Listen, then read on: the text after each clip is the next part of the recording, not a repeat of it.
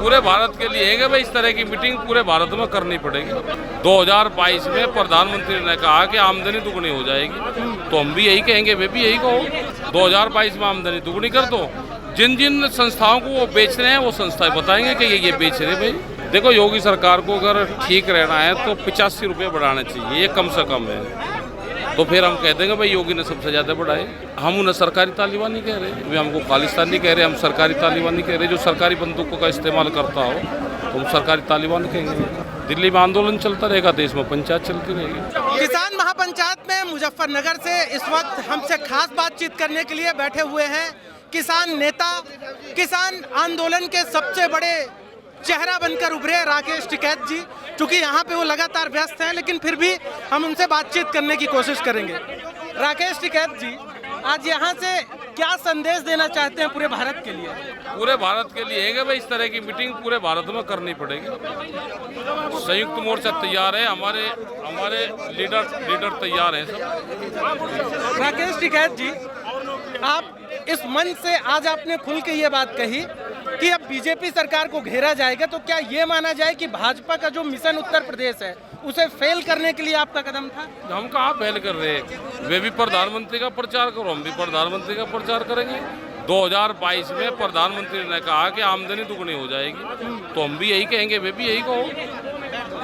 हम कहाँ घेर रहे, हम तो उनकी बात कर रहे हैं भाई। हम तो प्रधानमंत्री की तो वकालत कर रहे हैं। 2022 में आमदनी दुगनी कर दो। जिन जिन संस्थाओं को वो बेच रहे हैं वो संस्थाएं बताएंगे कि ये बेच रहे भाई। राकेश टिकैत जी, एक और तो आप कहते हैं कि राजनीति से कोई संगठन का लेना देना नहीं, लेकिन अब खुल के संगठन राजनीति की बात करने लगे। ना, हम कहाँ कर रहे हैं राजनीति की बात, हम कहाँ कर रहे हैं। और आज कई मर्तबा मंच से बोला गया बीजेपी के लोग यहाँ पे आए माहौल खराब करने की कोशिश कर रहे हैं। क्या इस बात का डर रहता है ऑलवेज कि भाजपा के लोग आते हैं माहौल खराब करते हैं? छेड़खानी कर रहे हैं महिलाओं के साथ में रहते हैं, उस मानसिकता के विचारधारा के लोग रहते हैं। इंटरनेट प्रभावित कर दिया गया आपने बोला? सब करते हैं।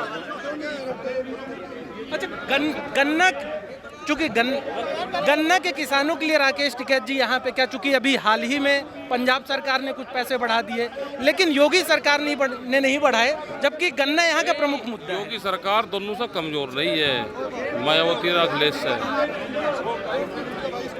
देखो, योगी सरकार को अगर ठीक रहना है तो 85 रुपये बढ़ाने चाहिए, ये कम से कम है। तो फिर हम कह देंगे भाई योगी ने सबसे ज़्यादा बढ़ाए। और यदि ऐसा नहीं होता तब तो फिर जिसने ज़्यादा बढ़ाए उसका नाम लेंगे।